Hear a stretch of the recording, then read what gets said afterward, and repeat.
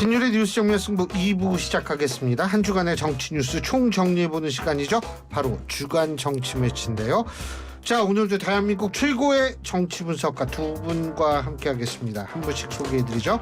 먼저 유승찬 정치 컨설턴트 나와 계십니다. 안녕하십니까? 네, 안녕하세요. 예, 엄경영 시대정신연구소장 나와 계십니다. 어서 오십시오. 네, 안녕하세요. 예, 그리고 뭐 보니까 바로 매치 들어가려네. 그럼 바로 들어가죠 뭐. 이 말씀 잘하셔야 돼요. 좀 있으면 여기 오시는 분이 있어요. 자, 국힘의 최종 후보 누가 될 거라고 보십니까? 자, 첫 번째 매치입니다. 아, 이게 효과음이 없군요. 예, 뭐 그러면은 이제 지금이라도 간답니다. 주세요. 어유, 자, 국민의힘 최종 후보 뭐 누가 될 거라고 보세요? 네, 저부터 말씀드리죠. 그러세요. 저는 홍준표 후보 가능성이 최소 70% 이상이다 이렇게 보고 있습니다.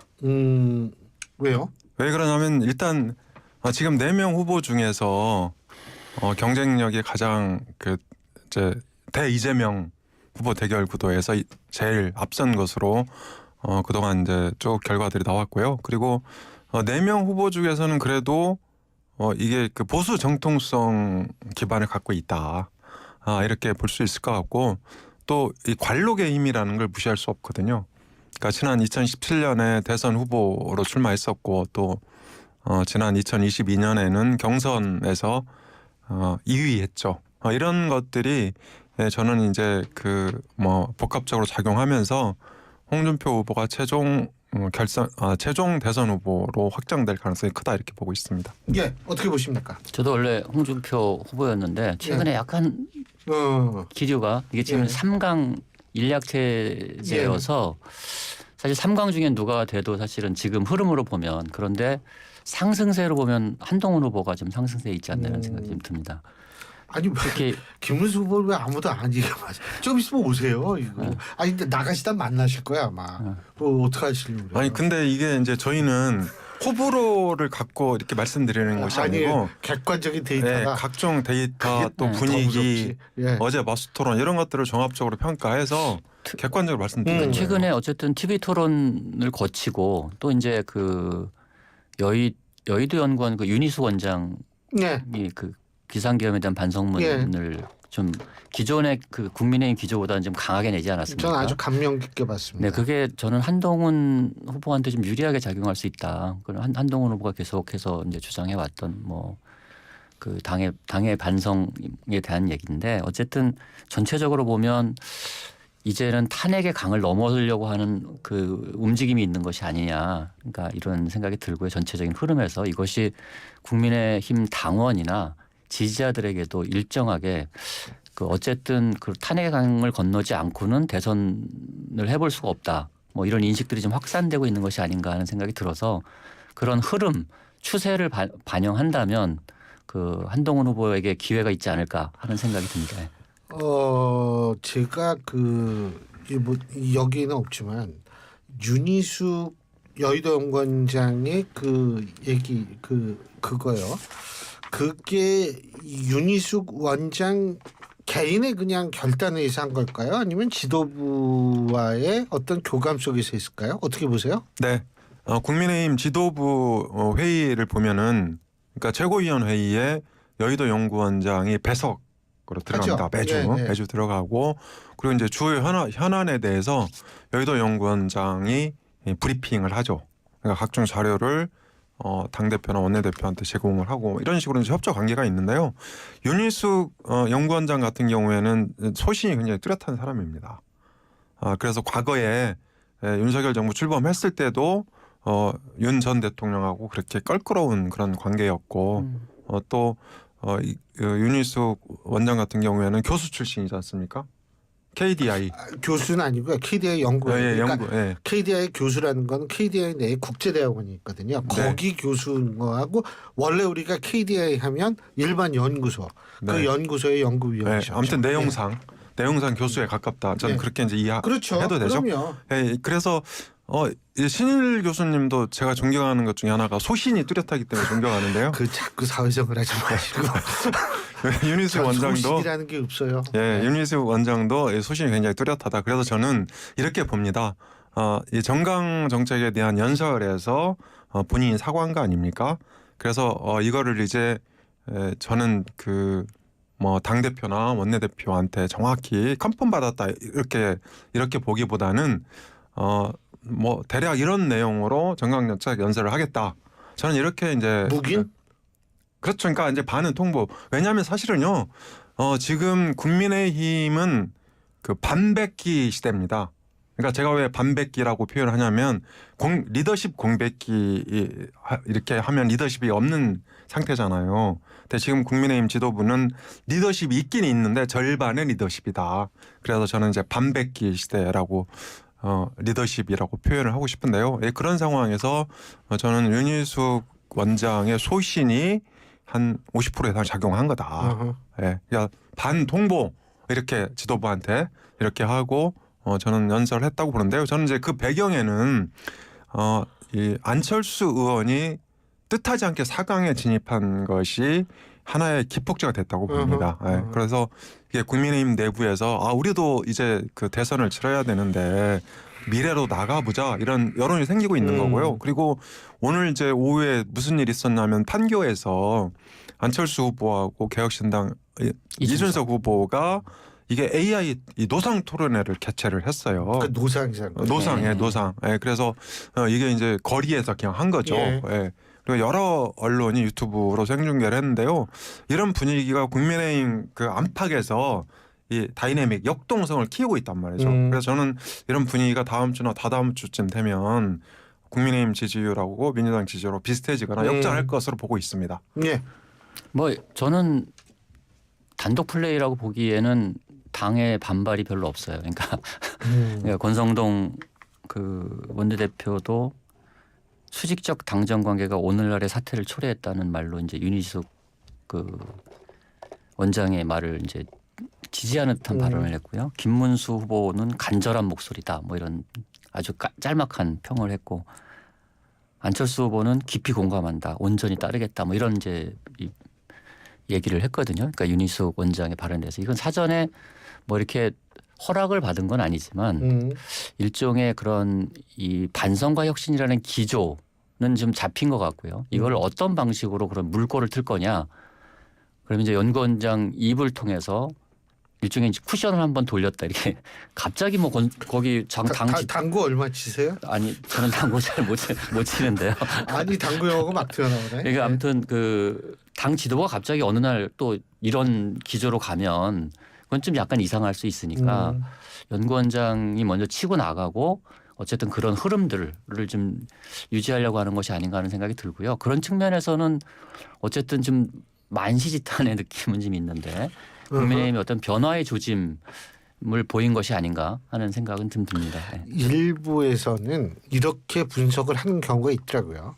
그러니까 뭐냐면 지금 경선 중이잖아요. 근데 이제 당원 50% 여론조사 50%니까 당원 중에서 일부는 아직도 굉장히 이 탄핵이라든지 이런 데에 대해서 아직도 반대하는 기류가 있기 때문에 당장은 후보들이 이렇게 막 극렬하게 이 찬성하거나 이런 입장을 내기 힘들 것이다. 뭐 이런 분석이 있기는 있더라고요. 예. 자, 그리고 또 한 가지는 뭐냐 우리가 얘기할 부분 한덕수 권한대행의 출마 여부입니다. 예? 근데 이게 지금 후보들이 예전엔 김문수 후보 한 분만 나는 단일화할 수 있다라고 얘기를 했는데 지금은 다 하겠다는 거 아니에요. 안철수 후보마저도 그 얘기를 하더라고요. 예, 예. 경선 과정이기 때문에 그런 것 같습니다. 네. 이게 경선 과정이기 때문에 예. 좀 더 설명해 주시면. 그러니까 경선 과정이니까 어쨌든 그런 단일화를 원하는 뭐 당원들이 있을 거잖아요. 여기에 어쨌든 호소하려고 하는 움직임이 있는 것 같고 그리고 지금 이제 전체적으로 보면 국민의힘 후보들도 느끼잖아요. 너무 아직까지는 격차가 크다. 그 상대 당에 이재명 그 후보에 예. 비해서 그럼 뭔가 시너지를 낼 수 있는 방법을 찾아야 되는데 아하. 그 방법에 대해서 비토를 하기는 좀 부담스럽지 않은 것이 아닌가 하는 생각이 들고요.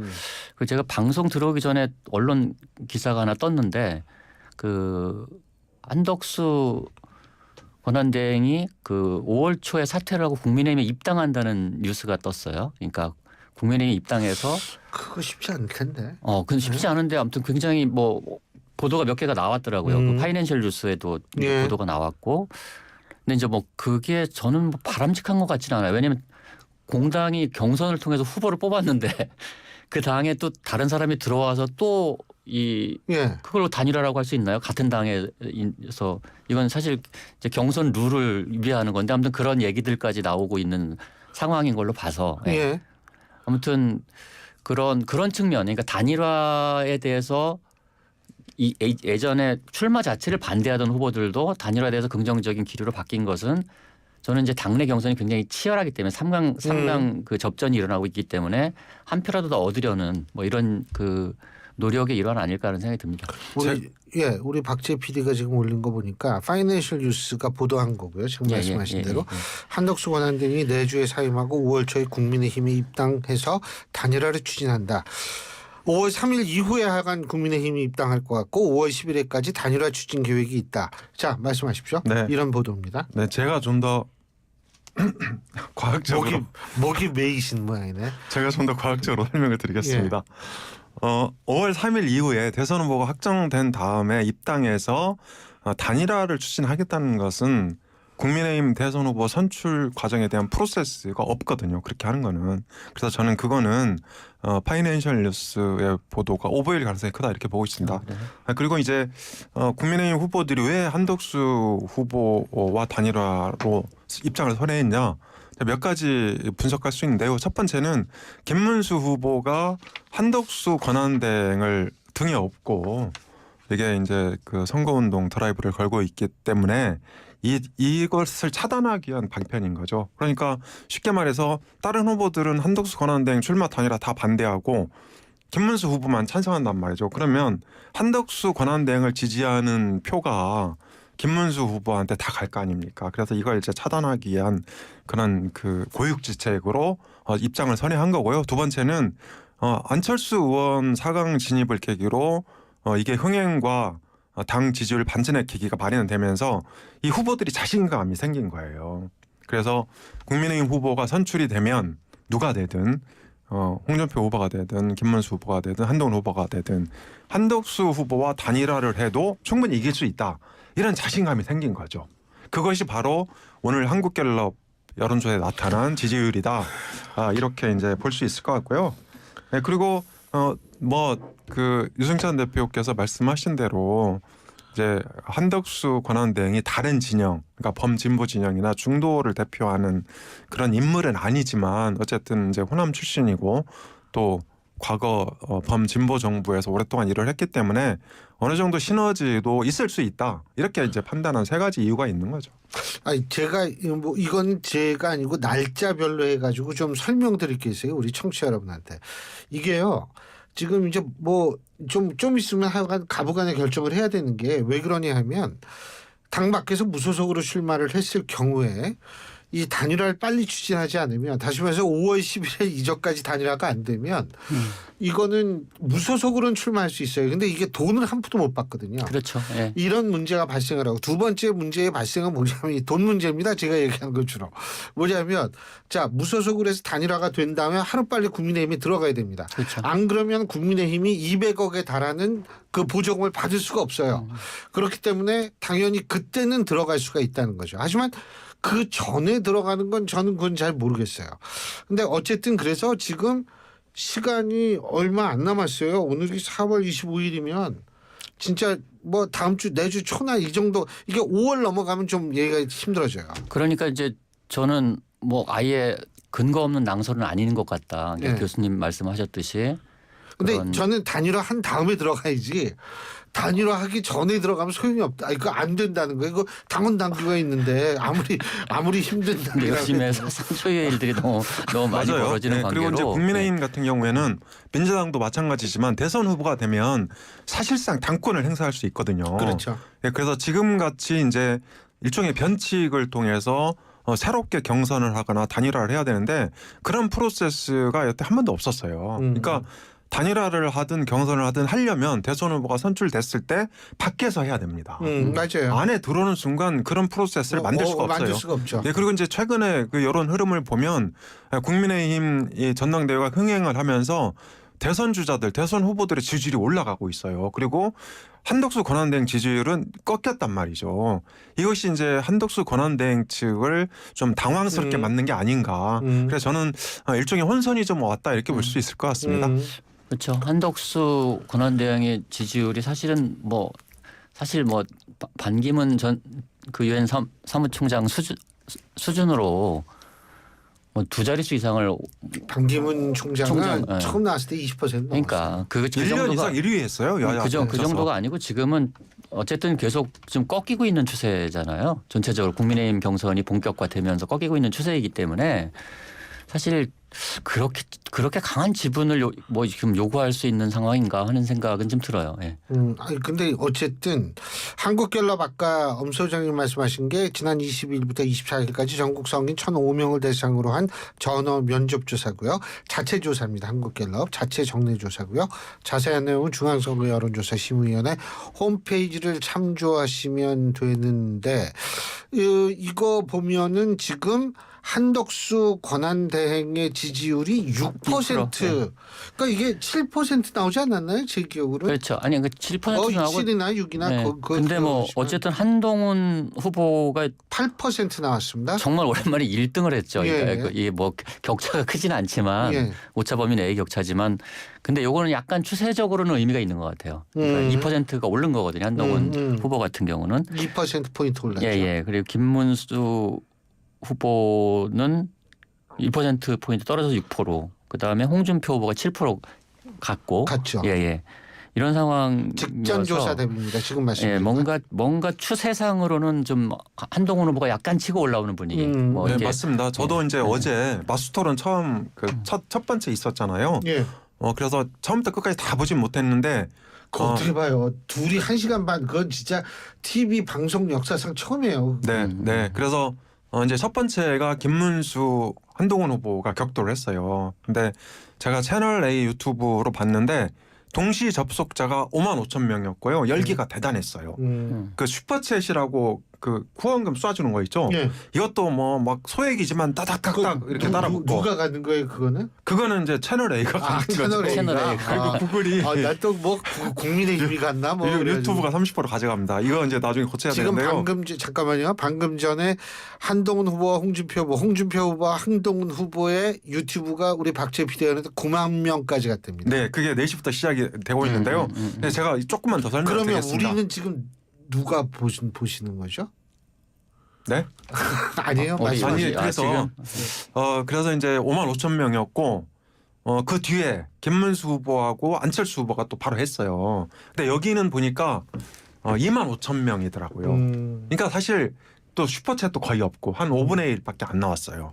액수도 막 15,000원 하다가 2,000원 막 이렇게 뚝 떨어지는 걸 제가 이제 돈에 관심이 많으죠. 네, 목격 그랬는데 그래서 제가 오늘 또 이 100억 커피 제가 혹시 100억을 구경하게 되면 꼭 말씀드리겠습니다. 예. 아무튼 참. 그 한동훈 후보에 대한 열기가 굉장히 크다. 예. 근데 이제 오늘 그 한동훈 홍준표 후보가 또 붙고 있는 게 9만 명이라고 그랬지 9만 않습니까? 명이요. 예. 그러니까 여기가 더 열기가 있는 거예요. 그렇죠. 저는 이제 둘이 이제 네. 결선에서 붙을 가능성이 상당히 높아졌다. 높아지고 있다. 이 두 사람이 한동훈, 홍준표, 한동훈 결선 진출 가능성이 높아지고 있고 뒤에 오시는 분은 조금 더 열심히 하시라고 좀 응원을 해주세요. 그래서 이제 또 저희가 모셔가지고 이제 힘을 길을 넣어주셔야 돼요. 길을 좀 늘드리고 이래야 돼요. 교수님이 길을 넣어주시면 또 깜짝 결선 진출 가능성도 또 사회생활, 또 있던 사회생활, 겁니다.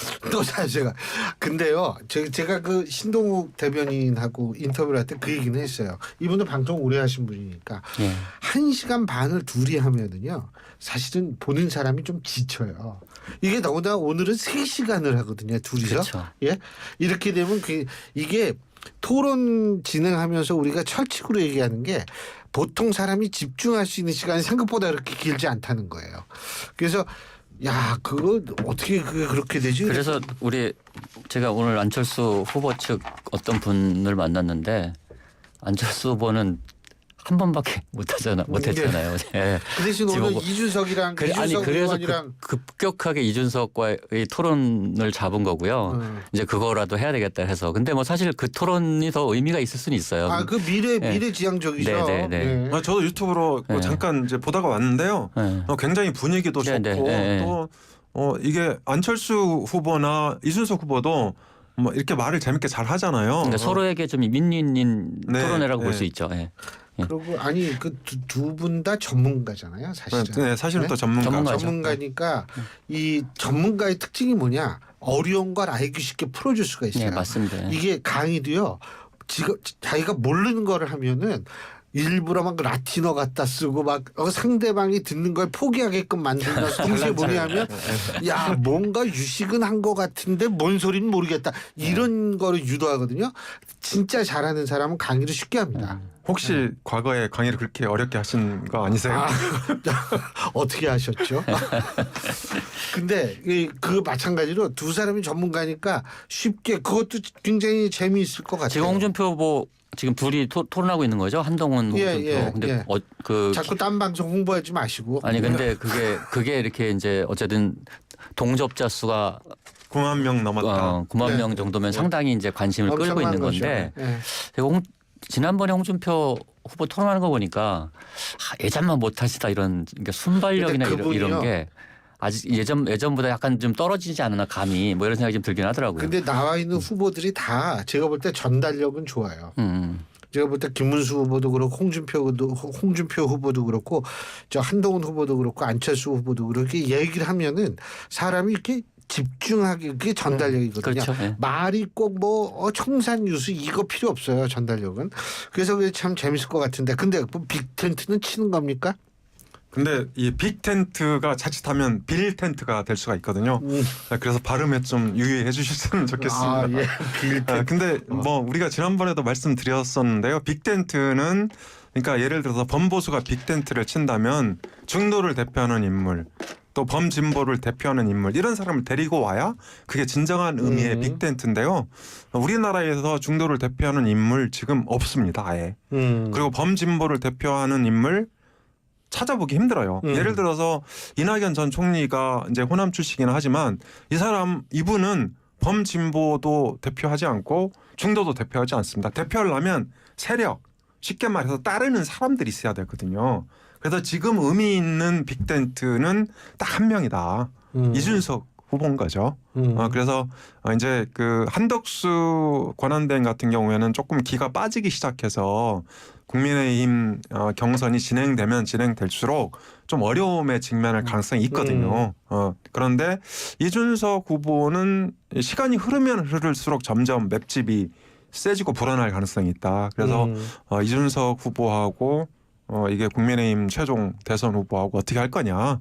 저는 이제 그게 최대 관심사다 그렇게 봅니다. 그러니까 이번 대선에서 이게 가장 민감하게 봐야 할 관전 포인트는 이준석의 시간이 한 번쯤 오느냐 안 오느냐인 것 같아요. 이번 대선에 시간이 온다고요? 그러니까 이준석의 시간이 오느냐 안 오느냐. 그러니까 그게 이제 저는 그게 이제 두 자릿수 지지율을 안정적으로 넘는 시간이 올 거냐 하는 문제인데 그랬을 경우에 뭐 두 자릿수 말씀하시는 분이 있더라고요. 예. 이준석 후보 같은 경우는 어쨌든 좀 다른 DNA를 갖고 있습니다. 이번 대선에서 이게 뭐 탄핵과도 그러니까 관련이 별로 없고 책임이 별로 없고. 뭔가 그 청년과 미래를 상징할 수 있는 방향으로 그래서 이제 AI 토론회도 그런 방향에서 하고 있다고 보거든요. 그러면 이제 그때 이준석 후보 입장에서는 단일화를 해서 가령 빅텐트를 쳐서 텐트를 쳐서 이길 수 있으면 칠 것이고 아니면 완주를 할 겁니다. 그러니까 그거는 그 판단에 의해서 결정이 될 것이기 때문에 근데 국민의힘이 가령 윤희숙 원장의 그런 반성문에 기반해서 뭔가 이준석 후보와 만날 수 있는 접점을 당이 혁신을 통해서 만들 수 있다면 뭐 그거는 좀 시너지를 낼 수 있지 않을까 하는 생각이 들어요.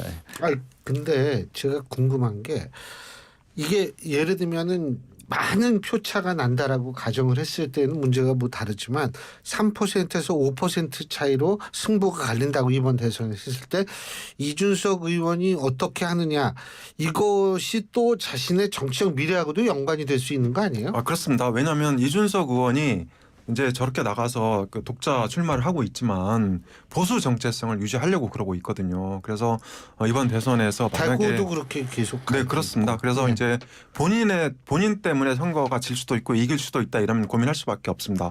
그런데 이제 저는 지금 최근에 정당 지지율 흐름이나 이재명 후보에 대한 비호감도 이런 것들을 고려해봤을 때요.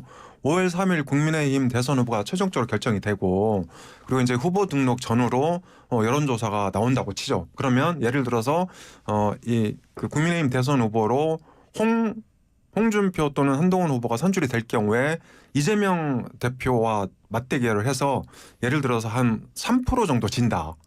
그런데 이준석 후보를 대비해 보면 3% 정도 이긴다. 이런 결과가 나온다면요.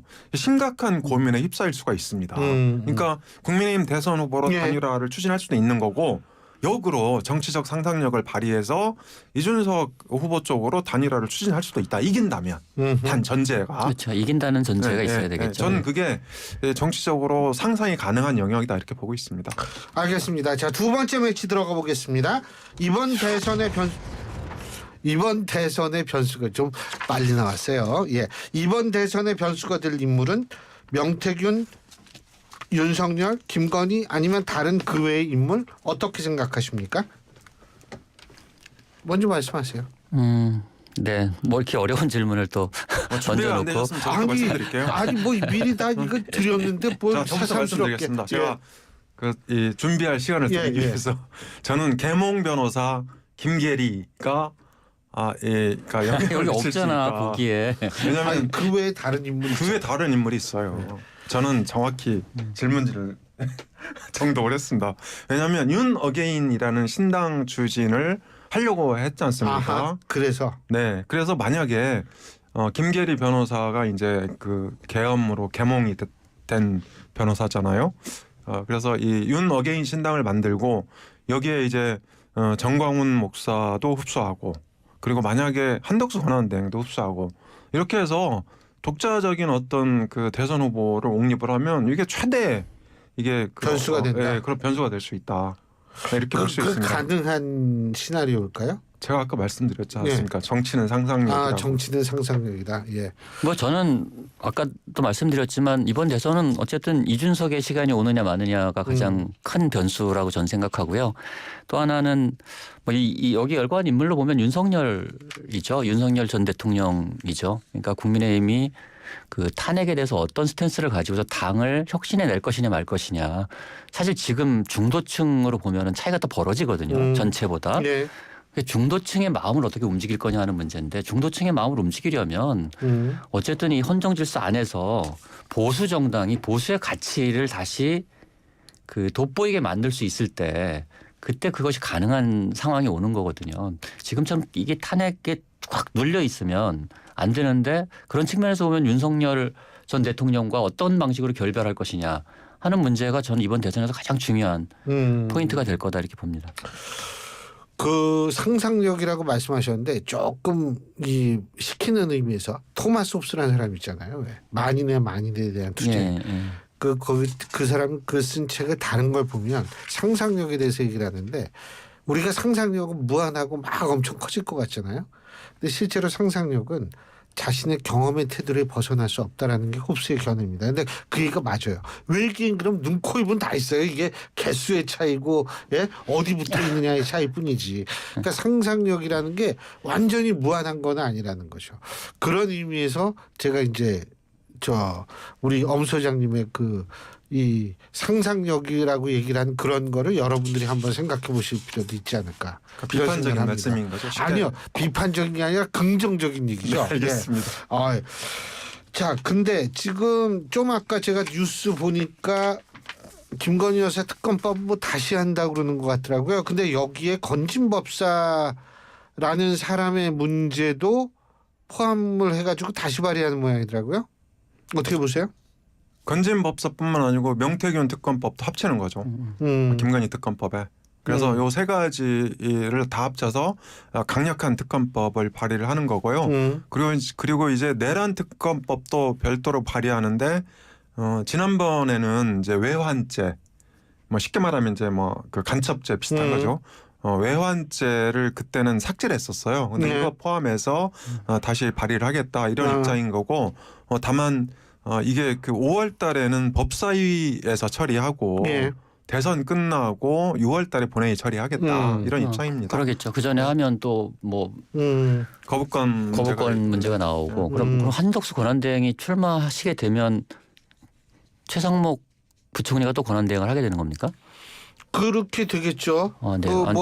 아니 왜냐하면 한 달 정도는 누군가 권한 대행을 해야 되니까 당연히 부총리가 교육부총리 서해상 교육부총리 그 다음이거든요. 네. 예.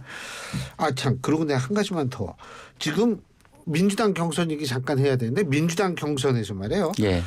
이게 호남에서 투표율이 예상보다 좀 낮다고 그러더라고요. 호남은 득표율이 관건이 아니라 투표율이 관건이라는 얘기가 있잖아요. 투표율 50%를 넘을 거냐 말 거냐. 네, 네. 뭐 이것이 이제 관전 포인트가 물론 됐어요. 앞으로 올라갈 텐데 20%된 것 그래서 같은데. 호남은 이제 어쨌든 이재명 대세론이 확인이 됐기 때문에 네. 오히려 투표장에 덜 나올 가능성이 있습니다. 그러니까 호남 전통적으로 보면. 그래서 아무튼